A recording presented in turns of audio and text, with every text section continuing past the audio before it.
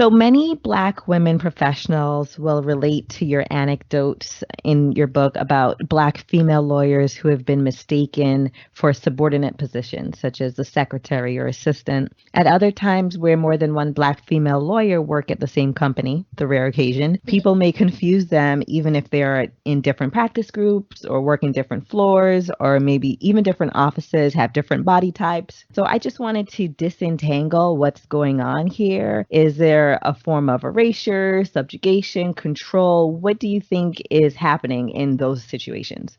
Oh, that is a great question. And the book You Don't Look Like a Lawyer comes out of myself and a lot of the women that I'd interviewed always being mistaken for anything but the professional in this space, being like the attorney, the lawyer.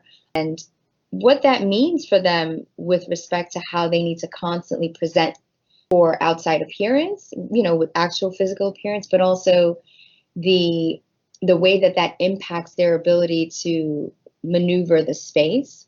I think that yes, it is a form of erasure. It is a form of subjugation and control. And what it speaks to really is that there is a very racialized way in which Black women are being engaged in these spaces. And I say that to say, I've oftentimes, as a paralegal, been mistaken for another Black person in the office, whether they were a secretary or a staff. And I always wondered, none of us look alike. Our names are very different. So what is it about Black people and recognizing who they are? The fact that there are so few of us in these spaces also creates this sense of, well, it's almost as though you see me, but you don't see me.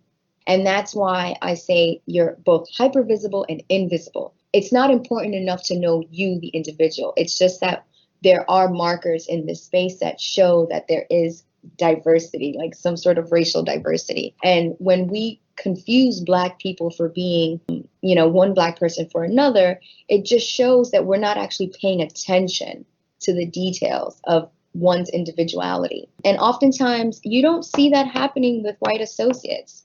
And you would think there are a lot more white individuals in these spaces. Why are they not being confused for one another? And yet the very few Black people are the ones being confused. It's troubling because it speaks to the fact that they're not paying attention. I had one particular associate saying, well, it's almost like it wasn't malicious. I've been mistaken for the secretary so many times. It wasn't malicious. And she was the only Black associate.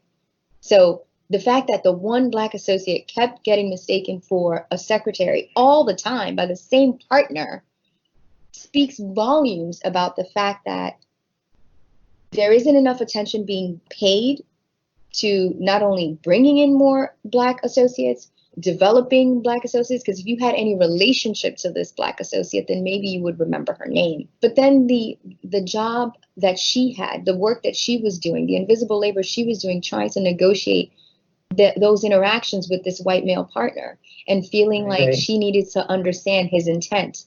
It doesn't matter. Intention does not matter in these moments, because the impact to the person who's experiencing these aggressions is what matters.